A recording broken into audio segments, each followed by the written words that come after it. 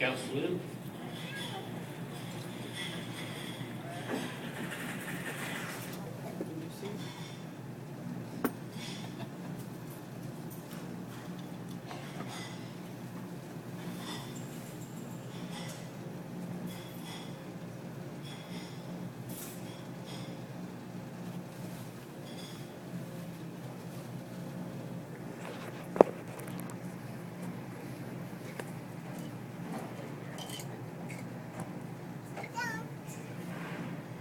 Color guards, post the colors.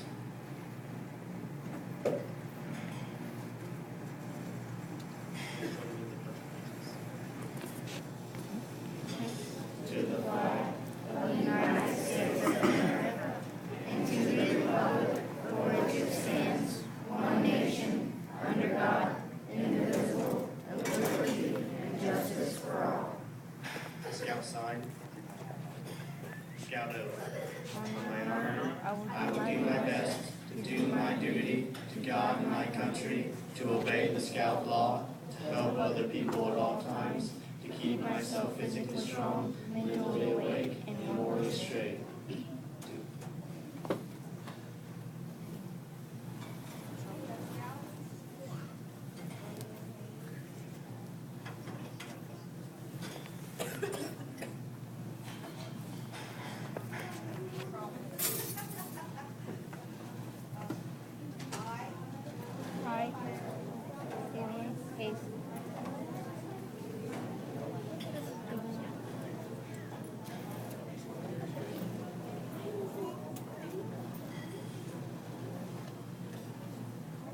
Color guards retreat.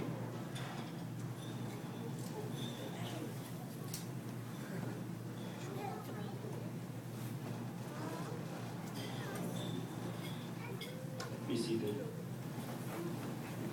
Get to work. Get to work.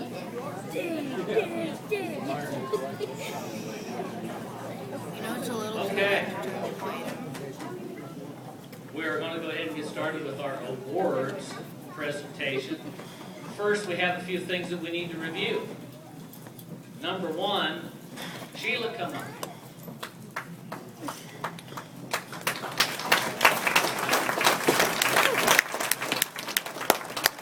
Sheila is our Cub Master, and she has the hardest job of anybody here because she has to juggle 40-some little kids every Tuesday night. She's got a lot of adult helpers, but she does a really good job. And tonight, Sheila is sporting her new uniform. Let's hear it for Sheila.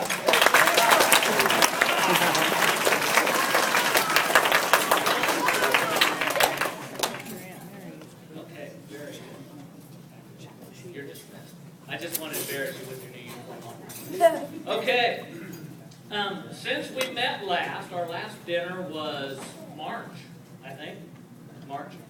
And a lot of things have happened since then. End of April, the Boy Scout troop, we went to the district camporee the end of April and over at beautiful Camp Red Wing in Muncie. Troop 500 fared very well. Number one, of course, we were the largest unit there.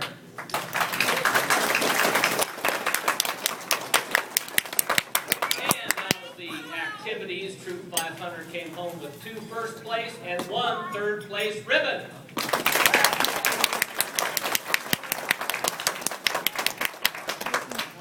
Next up is Cub Day Camp. We had a really good week of Cub Day Camp out at the new Wildwood Acres. We had 30-some little Cub Scouts out there and lots of little guys that camped out Wednesday night. We had a whole week of fun at Cub Day Camp with the Cub Scouts. We had some Weeblos go to Weeblos Adventure Camp. Dan Holst, our Weeblos leader, took a group of 4 Weeblos to Weeblos Adventure Camp at Camp K in Anderson, where they spent 4 days and 3 nights. That was the same week, that the second week of July, that Troop 500 went to Camp Chief Little Turtle for our summer camp experience. Yeah, woo-woo! Woo! Okay, all right, yeah. Now, a little bit about our summer camp experience. Actually, were we the largest unit there, or was there one group that edged us There out? was one that was larger than There was one group that had like 3 kids more than we were. I was disappointed. But anyhow, we fared very well, Troop 500. We came in 2nd place in the camp-wide games, which is better than last. So I'll live with 2nd place. We were shooting for 1st, but 2nd's good enough. And also, we got the Commissioner's Award for passing campsite inspection, just being all around good guys. All right. Then, at the Friday night campfire, Troop 500 was presented with another award, was for Scout Spirit. We were presented with a special Scout Spirit Award. Every day at summer camp, the camp commissioners come around and they inspect your campsite. And for certain Scout-like things. And the first couple days that we were there, they gave us really bad score for Scout Spirit. So we were confused by that because when they would come around for their camp inspection, we weren't there. The boys were out doing their merit badges, and we were out looking after the boys, sitting up there at the think tank, thinking things over. And anyhow, so we talked to the camp commissioners, and we told them of our displeasure, and we just told them we just weren't feeling the love. And right in front of the dining hall before lunch one day, we sang to them, "You've lost that love and feeling." And so, at the campfire Friday night, they presented us with a special unit award for Scout Spirit. Troop 500 is the only unit that got that.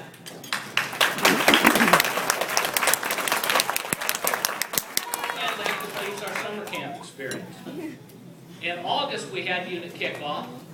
And great unit kickoff. We've signed up 32 new kids in the Cub Pack.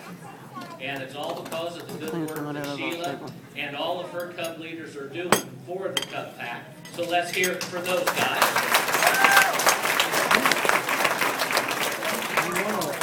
Then came the Civil War Days fiasco of 2011.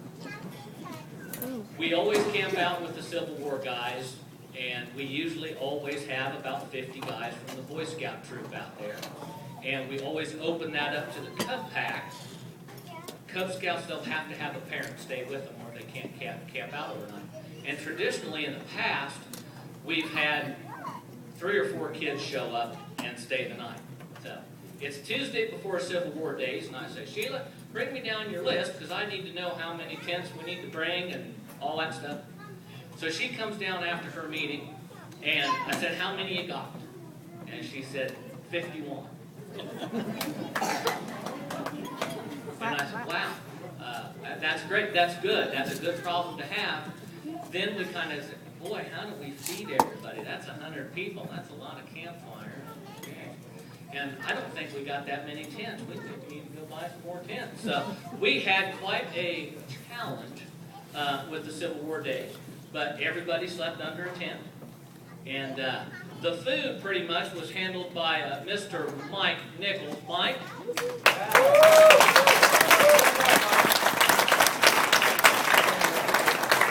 So our practice last year for the district camporee really helped us this year for Civil War Days because it was really pretty challenging trying to feed 100 people for several meals.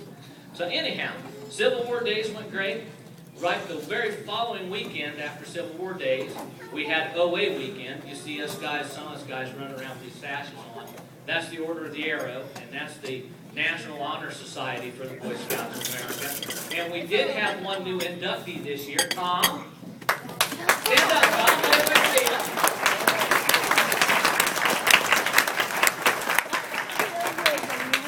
It was a rough weekend. Tom survived, though. It was meager rations and the blood initiation and all that stuff. But he made it okay. And we didn't lose anybody. So it was a successful trip.